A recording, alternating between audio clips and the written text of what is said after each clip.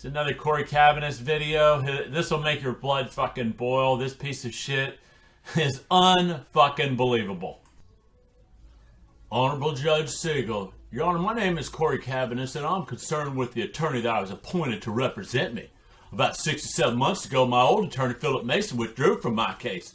At that time, Your Honor, you appointed me, David Jaffe, to represent me for my case. In the whole 7 months that Mr. Jaffe has been on my case, I've had one 15-minute phone interview with him, at which time we talked briefly about the case, but not much. That was back at the end of May or early June that I got to talk to him over the phone. Still to this day, I have yet to see Mr. Jaffe in person or hear back from him on the phone.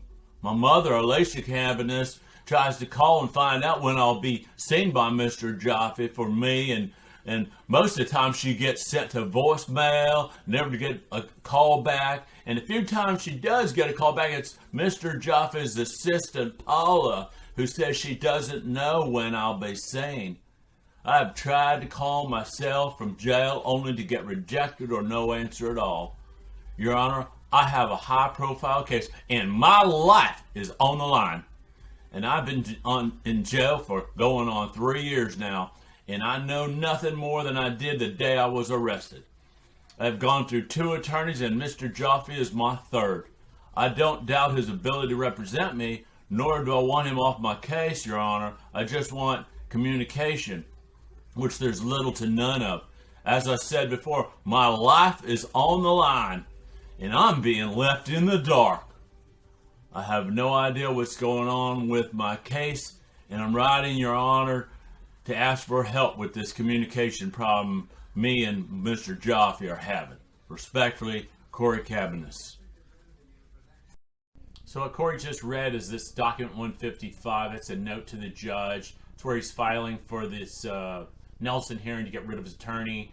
He goes on to formally file the charges right there, or to get them removed, and then they go to have the hearing, then he cancels it, and then it just goes on for the rest of the case, the stall tactics by the attorney.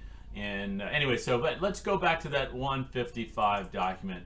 Made my frickin' blood boil. And Your Honor, my name is Cory Cabaniss. I'm concerned with the attorney that I was appointed to represent me. I didn't highlight there. At that time, Your Honor, you appointed me, David Jaffe, to represent me for my case. The state did, you fucking dumbass, because you don't have any money, Cory. God, what a frickin' narcissistic piece of shit. Just trying to placate blame on somebody else. You put yourself in this predicament, Cory. Nobody else. Anyway, down here, Your Honor, I have a high-profile case and has my life on the line. Really? Who put you there, dumbass? You put yourself there, Cory. And let's remember what you're in trouble for. For the most serious charge is murder. And you know what? You're the fucking trigger man. Everybody's pointing the finger at you, dumbass. And you have your life on the line. Give me a fucking break. Then it continues down, and then this last one was where my head nearly exploded after reading it. As I said before, my life is on the line. God, you fucking asshole. But this is the part right here. And I'm being left in the dark. You fucking piece of shit. It's all about fucking you. It's all about me. You fucking suck. Because you know who's in the fucking dark? Matthew Nicole. And he'll forever be in the dark. Because he's not coming back. And then his family's going to have to suffer till their last breath on earth. I can't believe somebody would actually put this in writing that has fucking murdered somebody, much less to the judge that's going to sentence your ass to fucking life in prison. This judge is probably going, oh my God, I've never seen such a bad case of narcissism in my entire life. I cannot believe what a big heaping pile of shit this fucking Cory Cabaniss is. Fuck you, Cory. Cory thinks the world revolves around him, and I can only imagine his inner thoughts if you could really hear them. Your Honor, I just want to reiterate that I'm in a fight for my life. This is a very serious case, and I could get in some big trouble, and I know that. And I need my legal team firing on all cylinders. I don't need any hiccups, nothing.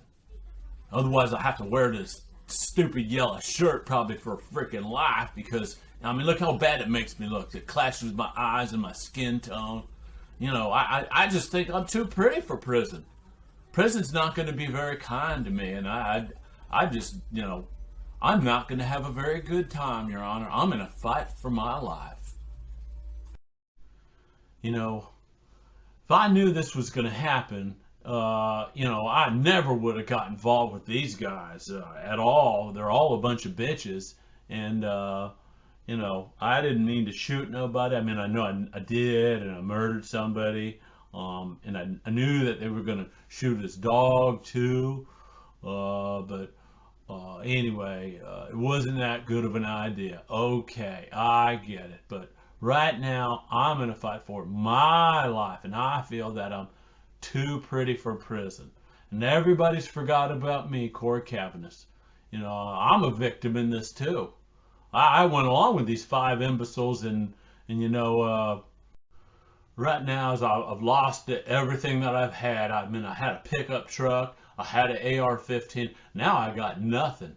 And, you know, I didn't mean to murder nobody. I did go with those 5 other losers. Them other boys is all evil, and I'm usually an angel. I'd never point a gun at nobody, but, you know, I thought I'd make a couple bucks, and I went along with these 5 imbeciles, but, you know, that Anthony Davila, he's a big bitch right there, and I'm not a fan of his, or that stupid, what's his name, Chase Harrison. He's a loser. I don't know how I got wrapped up with those other imbeciles, but I'm in a fight for my life, and I just need out. I'm too pretty to go to prison.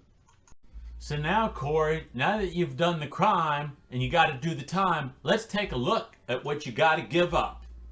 It's bad enough you fucking murdered somebody, you fucking piece of shit, and got his dog killed too, you fucking scumbag. But let's look what you gave up. Because that's what you narcissists think about. It's always you, fucking you, fucking you. So let's look about you, fucking you, fucking you, what you gave up. Gave up that pickup truck. Gave up that fishing pole. See this girl right here in your profile? That's a beautiful little thing right there. And from my understanding that you have a child with her. But in true narcissistic form, after you got her pregnant, you ran like hell from her. And you were an adult and she was underage. What a total fucking bitch you are. And what did you do? Look what you gave up, motherfucker. You hung out with those 5 fucking losers. These are the 5 other dumb fucks you hung out with? Really? You fucking idiot. You should have put a ring on this gal's finger and then married her. Then you could have raised your child together and had an honest living. Get a regular 9-to-5 job. Most of all, you had your fucking freedom. But what'd you do? Now your gal's got to frickin' raise that child by herself, if she even can. And where are you at? You're in prison.